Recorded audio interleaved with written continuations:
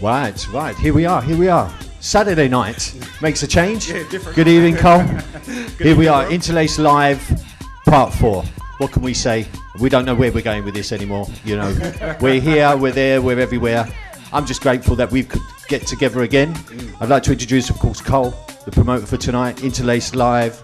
Where would we be tonight, Cole? Tonight, this time last year we would have been on the Thames. So this was last year. So you done a boat party last year? Last year we did. Last year we done a boat party. So we would have actually been today on that boat party if there weren't no lockdown. Okay. So that would be on the Thames. We would have been all right on the boat though, wouldn't we? Don't know. We could have just cruised off. Change daily, so we don't even know. We could have just cruised off sneakily round Greenwich and just had the party anyway. You know what I mean? Yeah. This is it. So yeah, folks, we're here. Saturday night this time, not a Friday night. Interlaced Live, me Casa, you Casa parties. We've got two wonderful guest DJs tonight. First coming up, we've got, of course, Steve Harrington, a regular at Nomad. I've seen you there before, many a time. Have you played there before? Yeah, I've had the good fortune to play there. It's been always a great night, great crowd, love it every time I play there. Fantastic. Thanks to Colin and the Princess, of course. Oh yeah. Let's mention Princess. Hi Princess. Hi everyone now watching. I hope you're all tuning in. She's my twin from another mother. We share the same birthday. Oh, yeah, they amazing. do. Amazing. So I bet that's a good party. Oh, As always. This is so yeah, Cole. The boat party tonight. Yeah. I'm afraid it's not on, but we're trying to obviously interact with everybody, get them all involved again, let them know you're here, keep the vibe going. Yeah. So if anyone doesn't know, this is the fourth in the series. We've had Booker T, Marcia Carr, and Paul the Gallery. Yeah, Paul the Gallery. That was an amazing night as well. And like I said, tonight we've got two great DJs going to guest a little bit later, do some sets up about 9 o'clock. Yeah. What we're going to do? Where are we going with this? What is happening? Have you heard any word? I mean, we seem to be abandoned by the government, the whole club industry, don't you think? Yeah, absolutely. Yeah. It's been left high and dry, I reckon. Yeah. And I think, like I said, because the news changes daily. Yeah. I can't control anything externally. No. You know, so I've spoken to the club. Yeah. They're still closed at the moment. Don't know what's going to be happening with them. So yeah, I said let's do this. But they're still about though, because I heard a lot of clubs are going under. Definitely. I mean, not to bring the doom and gloom, but you know, like I said, the industry, the whole scene needs real good support right now. I mean, like I said, I think it's the last one in the line of everything in hospitality and entertainment. That's right. The club scene just seems to be left meandering around. They're not really. I don't think the government's bothered, and I think some councils sort of like happy that the clubs are closing, you know, for noise and all the rest of it. So they're not even saying, well, you know, let's keep the clubs going. It's too big a culture, isn't it? I know. And like I said, in other countries, especially on the continent, I don't know if you know this, guys, you know, it's the club scene's so highly respected. It was one of the first things to get supported, whether it was through their arts councils or some forms of grants. Whereas So here, it's just totally different. But we're going to change the subject because that shit. You know what I mean? We're here for the music. We're here for Interlaced, 100%. Yes, like I said, first DJ coming up tonight will be Steve. So we're going to just find out a little bit about the personality behind the music. So give us a bit of your background. Sure. Well, I've been sort of interested in vinyl since I was probably about 6 or 7 years old. My eldest brother, God rest his soul, Bernard, anyone remember music centres? Yeah. So you got the vinyl turntable and the tape deck on the other side. My brother bought one and I thought it was the best thing ever, but he would never let me put a record on. Obviously, he'd be worried about me messing up, breaking the needle and that sort of thing. But when he was out, I'd sneakily put some records on. Nice. What age was you about then? That was probably about when I was about sort of 9 or 10. Yeah, sure. So the bug got you early then. Yeah, most definitely. But so I was just fascinated by it really. And sort of fast forward a few years, got interested in buying tunes because I just loved it really. I mean, the first tune I ever bought is a bit of a guilty pleasure, but it's Ian and Jerry and the Blockheads, Hit You With the Rhythm Stick, 75p. Wow. Not for Woolworths. No, not for Woolworths, no. HMV? No. It's an independent record shop on Fulham Road because I grew up in West London. So, there you go. Yeah. I can't remember the exact name of it now. If anyone does remember, maybe they can let us know. But that was that really, and then just started buying sort of little 7-inch records, and then my youth club, which was across the road from us, happened to have a pair of twin turntables on a console, very basic. I think it's one of those Citronic ones, really sort of quite crap really. But But yeah, they were like saying, well, look, we're going to put a disco on. Has anyone got any records? I'm like, yeah, I've got some records, you know. So that was it, really. I sort of got the bug from there. What sort of music did you play? It was most definitely the more sort of like soul and funk at the time. Right. By now, this was like the sort of early to mid 80s. So I was like 14, 15. And so it was all like big tunes like Love Come Down, Funk Master, all that sort of stuff. I bet you got into level 42, didn't you? Oh yeah, level 42. That whole jazz funk scene. Absolutely. Yeah, so that, sure. you know, and again, like, you know, my peers were all sort of into that as well. Like all my mates at the time were all into it. A little bit of ska, a bit of special. Yeah, sure. And the jam, I love the jam as well. Yeah. Big group for me. But yeah, I was definitely leaning more towards, you know, sort of black music, soul, funk, that's like disco, and you know, just carried on with that really. That's how I started. So what caused the sort of like transition, or what got your interest into house music? My God, well, I suppose listening to the pirate stations, I guess. Yeah. Started playing LWR, that sort of thing, and the old Kiss. So yeah, and also. I suppose my first ever trip to the Camden Palace. On a Friday night. Yeah. That was a complete game changer. You know, sort of there seemed to be like 1 week I was going down the local palais, Hammersmith Palais, all suited and booted, and then the next Friday, for some reason, I'm there in baggy jogging pants and like baseball boots and a t-shirt, and it was so liberating and it was amazing. It was just one of the most fantastic experiences I could think of. You know what I mean? It's brilliant. Yeah. And how did you grow as a DJ then? Where was you starting to expand yourself? Did you get on a radio station? Did you get some gigs? I kind of got some. Well, on first sort of big break, I guess. So I got a spot out in Corfu in Cavos. Oh, nice. In 1991. What, like a summer season thing? Yeah, summer season. Yeah, and they was like doing like it was like all the rave music at the time, which was the Italian house and that sort of thing. But you know, I was always more interested in the more soulful side of it. And was always trying to play that sort of stuff, but yeah. You know, I had a few good nights there, and then I bet. It was really good. What year was this? 91. Oh yeah, definitely. Oh, most definitely. So yeah, from there I sort of met people from sort of different parts of the country, and I got bookings in like Manchester and Birmingham and other places like that as well. So and getting to play your way, or was you still finding your way? No, I was getting to play my way, I guess, you know, sort of definitely trying to keep it more on a soulful side. And then 94, 95, I decided to give up work and go travelling. So I went to Australia. Wow. And Jane, my twin sister, was already out there. Hi, Jane. Hi, Jane.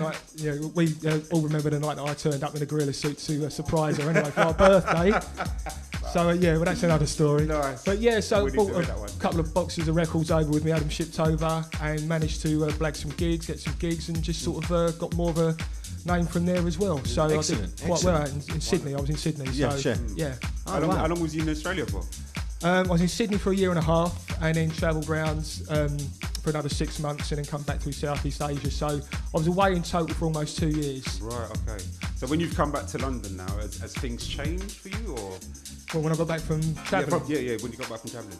Yeah, I guess. I mean, because the thing is, you're well, not so much nowadays, I guess, but then it was harder to try and keep up with the music when you're like thousands of miles away. So I was quite reliant on mates sending records over to me or sending shows that they taped, you know, and so I could sort of keep up with what was going on. Okay. But then trying to get hold of the tunes was a bit more difficult. But yeah, so when I got back, I kind of felt that there was a lot of tunes that I'd missed out on. But and it took me a while to sort of get back into it again. But yeah, you know, I just managed to get onto a radio station, my first foray into radio, a station that was predominantly a jungle station called UK Rumble, but myself and the lovely Miss Marsha Carr were DJing. That's how I met her, in fact. Wow, okay. That was back in '98, and luckily enough for me, she was doing the show before me on a Saturday afternoon. So I learnt a lot from her. You know, she's the consummate broadcaster, knows her stuff inside out from way back in the day. Very knowledgeable with the music. Oh, absolutely, and you know, taught me a load about music as well. And we used to do some like little sound clashes because our shows backed onto each other. Around about Carnival time, August time, we'd do like merge our shows together and do what we call a Carnival sound clash, and had a lot of fun there. It was brilliant. Nice. And you're very sort of, I mean, you've got a very long stint now on House FM. How long have you been on House FM? Yeah, we were just doing the sums just now earlier, weren't we? 14 years on House FM, so I'm still waiting for me gold watch. But, but it's a stalwart of the station now. I mean, I think sometimes it doesn't get enough praise, old House FM. Yeah. Because it has, you know, I mean, how long has it been going on? I think it's been going for probably almost 20 years. Yeah, now. it's got to be 20 years. I think so. I think it's coming up for its 20th anniversary, so... So big up House FM. Yes. Yeah, big up House FM. So you still got a show on there. Let's Still bring it got a right to the show, present. Where are you at now? Well, I do my show every Sunday called the Soulganic Sunday Session, 8 till 10 p.m. on House FM. And it's been going really well. I mean, I've got a nice, decent, regular following Very from much so. very much, different parts of the world. I get quite a few listeners from America. Big up all my listeners everywhere. Because, it's a pleasure to do it for you guys, and I hope you feel the love that we try and put towards it. So can I ask a question? Where's this connection? Why would you? Because I like people to get an understanding of how a promoter works. Yeah. Why would you book Steve? Always this. Oh yeah, you always say that. It's a good. He's pointing to his ear for those who can't, not looking at it. Yeah, my ear. I listen to House FM. I listen to quite a few. Yeah, sure. different Yeah. stations. And I heard Steve, and I think it was his eclectic sort of vibe. I didn't know what he was going to play next sometimes. But and then some of the times you do know he follows that kind of that path. It was amazing. Yeah. So I can't even remember how I got his number. I got his number maybe on the radio from the radio station or whatever. And I said, Steve, I would love you to play at Mika. And I think it was one of those ones who, again, very underrated. Like he plays very decent music. And doesn't get enough praise in my book. That's what I feel. You're very kind. Checks in the post, mate. Definitely. So what's in the future? I mean, bar tonight's set. But After tonight, because obviously the current situation, playing out is not happening at the moment. We had sort of gigs lined up. There was a couple of things in the pipeline, obviously not happening. But look, it's very hard to tell. But all I can do is just keep up with the music, keep doing my show. I'm very sort of hands-on in trying to, bring new music to people every week, and I spend quite a lot of time trying to get source out new music and things that may be just a little bit different, not straight the normal four to the floor, although I do love it, absolutely love house music. Essentially I'm a soul boy, and I hope that comes through. Soul music was my first love, most definitely, and as well as playing house, I play some soul sets on the odd occasion, and I thoroughly enjoy those as well. Nice. I always dig in the crates, that sort of thing. As the future goes, I mean, who knows, but I'm just going to try and keep giving the good groove to you, bringing the soul to you. Definitely does. And definitely. that's all we can do. Ladies and gentlemen, we will catch him up a little bit later. Steve Harrington. One question I've got. You've got two types of mixes that you generally put out. One's got a date and one's got an extremely long name. I can never remember what is it? Early doors to the late night house lounge. Right. All one word, no gaps. No gaps in it, yeah? Okay. But that mix, I love that more than the other one for some reason. Yeah. But where did you get the name from? It was just a combination of things, because when I first started doing it, I knew that when I was doing my mixes, I was doing what I would call main room mixes, proper four to the floor beats. And they're the sort of ones that are just called, say, July 2019 or whatever, that. But I found that I was liking the more deeper sound. And for me, that was like maybe the kind of stuff you might play early or very, very late. Yeah, got you. So, a football analogy, early doors. Yeah. And you use that early doors and like more sort of like house lounge type stuff, for the later stuff. That's how the name come across. I thought, how could I join it together? So that was it. Makes really. sense. Well, if you haven't heard it, check Steve out on Mixcloud. Say it again. Which one's that one? He'll have to tell you the name because I can never say it. One more time. They're called Early Doors to the Late Night House Lounge, and I'm on volume 89. Once again, ladies and gentlemen, Steve Harrington. He'll be playing the first set. He'll be back up in about 15 minutes. Thanks again, mate. Thank you. Thank you. So do remember, it's Saturday night. We would be on a boat down the Thames having a really good time. Cole would be hosting with the lovely princess and all the usual crew. We'd be having a fantastic time. Well, it would just be getting going, wouldn't it? Yeah. We'd all be coming off the pier. looking for the after party, see what's going on. So, amazing. But the person who I do the boat parties with is Jerry. Yeah. Yeah. I met Jerry on a boat. Yeah. At another party. Yeah. And when he comes on, I'll tell you the rest of the story. Okay, so let's go. Guest number 2. Please, everybody, welcome to Interlaced Live, Saturday night, the boat party. Jerry Frempong. He's going to be the second DJ up tonight. We're just going to have a quick chat, get to know the personality behind the tunes. Good evening, sir. Good evening. Lovely to meet you. We've never met before. Thank you very much, Stephen. Much appreciated for being here. Thank you, Colin. More than welcome, bro. Thank So you. I'm going to let you two chat, because let's hear this boat. We met on a boat. Where was that? Dude, I can't even. Was it? So it was Ket Shah. That was it. Big shout out to Ket Shah. It was his 50th birthday party, Yes. and we just got chatting. We just got like a house on fire. We were just talking. Fantastic. The old interlaced vibe. Yeah, Exactly. That's right. Yeah. And I was just telling Col about myself, how I threw boat parties over the years. I've been doing it since 2005, and I think a little spark just went off in Colin's head. It was just like, we need to talk. Yeah. And then that was it, basically. Yeah, wasn't it was. I think we just connected. In fact, I remember Katie, my wife, was saying, you need to connect with Col. You know, he seems like a really cool guy. You know, he loves his music. Lovely. And it was fate, basically. Definitely, and man. we hit it off, and we did our first joint boat party in 2016. Wow. And that was absolutely incredible. Amazing, it was amazing. absolutely amazing. Yeah. Yeah. man. And it's a pleasure to work. You know, like they say, left hand don't know what right hand's doing. Sure. Yeah. It's like that when I work with Yeah. Jerry. Oh, very great. much so. Like when we're working together, you know, as a promoter, you've got loads of things to do. Yeah. DJs, sound, this, that, the other. And if I'd be given a task to do and I can't remember or whatever, Yeah. Jerry goes, have you da-da-da-da-da? And he's checking on me and I'm checking on him. Yeah. But it works so sick. No stress. No, Amazing. it was easy. No stress, no nothing. Exactly. Effortless. That's the way we And like. that's how it should be, really. Amazing. That- Right. Enough about him. Let's find out a little bit about you. Jerry Frempong, tell us about yourself. Thank you. Well, I've been DJing for over 20 years now. Yeah, I mean, I absolutely You love. don't eat.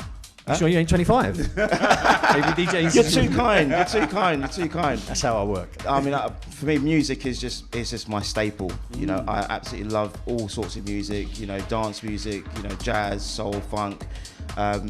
Basically, music has run in our family for a long period of time. My dad, God rest his soul, Anthony Frempong, he was a record producer in the 80s.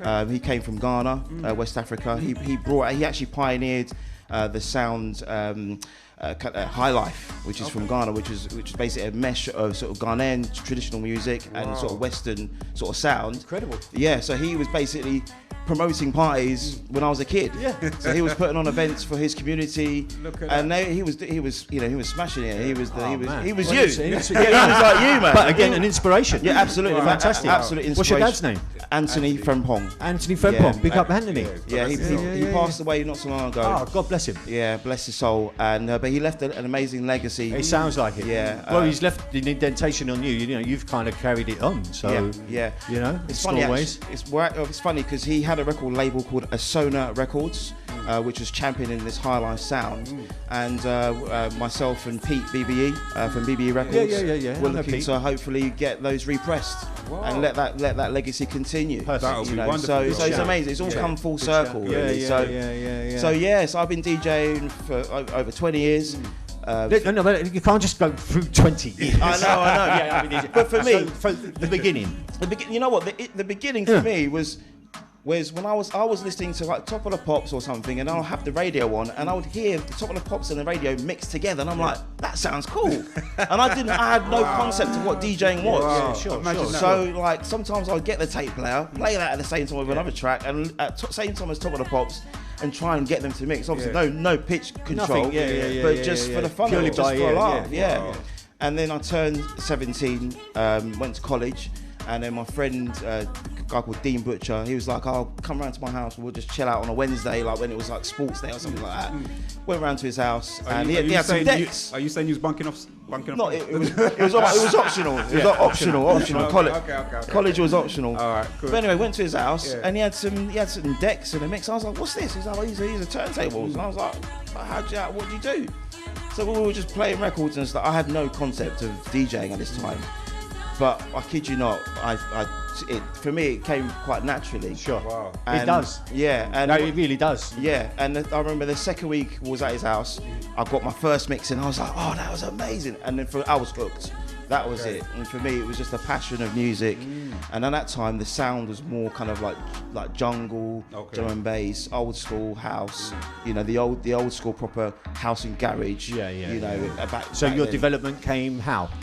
Did you start sourcing music? Yeah, then? just Did you start- sourcing music, listening to great pirate radio stations like Dream FM. Yeah. Back then, Right. you know, I think it's Ice FM, all the sort of the underground house and garage radio stations. Yep. Kiss as well. Kiss was absolutely pivotal for my sort of development in terms of the sound as well.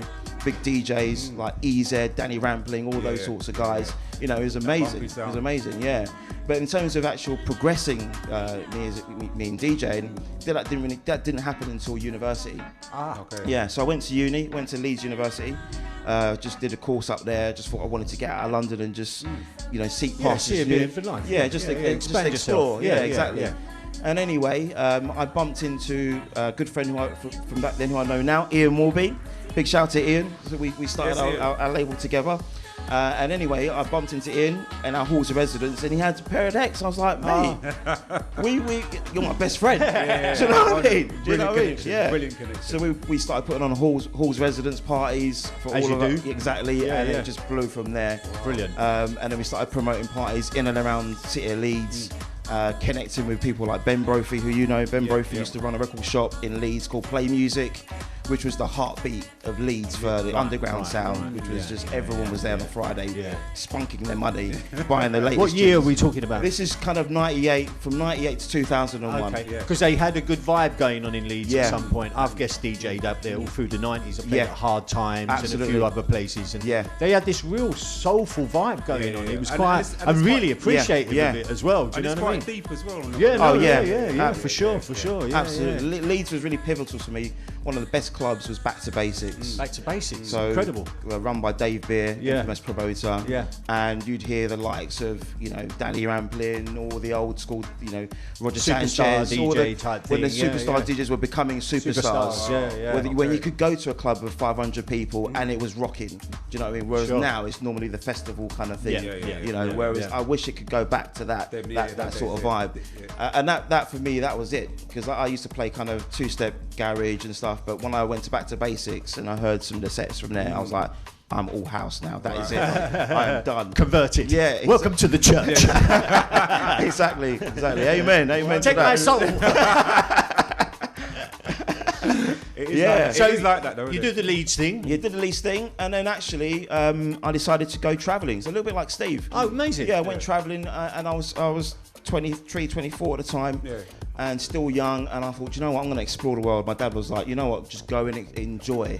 Go and enjoy yourself before you settle down. So I went around the world with some best friends. Went to America, went to Fiji, Cook Islands, went to New Zealand, Australia. And it was then actually, it was kind of like, you know, when you go and do those things, you're kind of trying to find yourself, trying to see what you're about. And I really wanted to pursue the DJing and a bit more serious. And that's where our label, Prêt à Écouter, Ready to Listen, was born. So going through those sorts of travels, I decided to start our label, Prêt à Écouter. Mention it again. Say Prêt à Écouter, which is Ready to Listen. Ready to listen. So you know you have Prêt à Manger, ready to eat, Prêt à Porter, ready to wear. Sure. So I thought I wanted the label was quite classy, something that's a bit exquisite, you know, got some panache about it. And so Prêt à Écouter started in 2005. And the funny thing was, when I got back from my travels, I said an innocent prayer actually. I said, God, I really want to take this DJing to a next level. How do I do that? And it was just an innocent prayer. I went to bed, and I kid you not, I had a dream of doing a boat party. And I woke up the next morning. Amazing. I woke up the next morning and I called Ian. I said, Ian, we need to do a boat party this summer. And that's when we did it. Get me a boat. 2005, we launched we did our Prêt à Écouter boat parties. And then we've been doing them pretty much ever since, you know, since up until now. And they've evolved now. Obviously meeting your good self, you know, when we talked. And then we just thought, you know what? Our scene is it's a scene of people. It's not individual, labels or entities. We're a musical family. Yeah, it's community. So, yeah, exactly. Yeah, Exactly. right. We all share the same passion, the same love for music. Let's come together, and that's what we did. Yeah, and then, as you were saying, it was plain sailing. Excuse the pun. All aboard. Boop, boop. My wife will be laughing right now. Shout out to Katie. Yeah. Hi, Katie. Yeah, definitely. Hi, everyone that's watching. Don't forget, this is Interlaced Live. We're just having a little chat before we get into the sets. We've had Steve Harrington on, and right now we're talking to Jerry Frempong. Yo. Yeah, carry on, bro. Yeah, carry on. so it was effortless, like I would say that, it just is. I've worked with many promoters doing what I do, like bringing different people together. Yeah. And yeah, like I say, for Jerry, it's just effortless work. It's yeah, just absolutely. on point. It's on Thank point. you, bro. Nice. So nice. tonight you're going to be DJing as well. You'll Yep. be doing the second part. Yep. Yeah. Well, we look forward to that. Thank you Lovely very much. hearing your story. Thank you. We really do look forward to that. We're just going to have a little chat with everybody. Jerry Frempong, he'll be up second set. Nice. So we'll catch you about 10 o'clock. Brilliant. Thank you very much. Let's do this. Yeah. Thank you. We're just going to have a little chat, me and Cole, while the guys get themselves set up, get a quick drink and stuff like that. So, Cole, part 4. Yes. I suppose we're going to do part 5. A lot of people have been saying, they want to see more of you and talk more and stuff like that. So hopefully we really might just make this a regular thing, with or without the situation. I think so. I think I've said it before. That like since lockdown, I've really enjoyed doing this. It's been really, Yeah, you get a background of the DJs. The music's been really, really good. And I think this just gives us the opportunity to try out the live medium. Like the social media. Yeah, of course. So I think even when lockdown's done, or if ever done, is it lockdown now? What are we in? I don't Semi-lockdown. know. Look, I'm straight out of lockdown. Look, everybody, this is amazing. Look at this. This is done by. This was designed by Danny Fagan and my son Kieran. Okay, he runs a website which produces the t-shirts. Yeah, so it's if you want one, they're on sale now. Go to buylovelace.com. That's Straight out of lockdown. Buylovelace.com. So yeah, I'm out of lockdown, mate. I'm done with it. Been crazy. Yeah, so I think people saying that they want more. I feel that we could do more. Well, I think we, like I said, we've chatted about it, everybody, and we've said it's been nice to be able to connect with everyone. We get the feedback. We get the chat rooms, the DJs like it, everyone seems to like it. Well, why not carry on with something like this? I mean, it might only be a small audience right now, but, it always is a small audience before it gets big. And it can grow. Yeah. And I think, and you've got a terrific personality. Yeah, that's why he's a rubbish host. Do you know what I mean? I hate his parties. You go there, he stands in the corner, he doesn't talk to no one. Nobody knows me. Listen, everybody, you've been listening to us chatting. We're going to try and get on with some music now. It's about that time. Yes. So thanks again, Cole.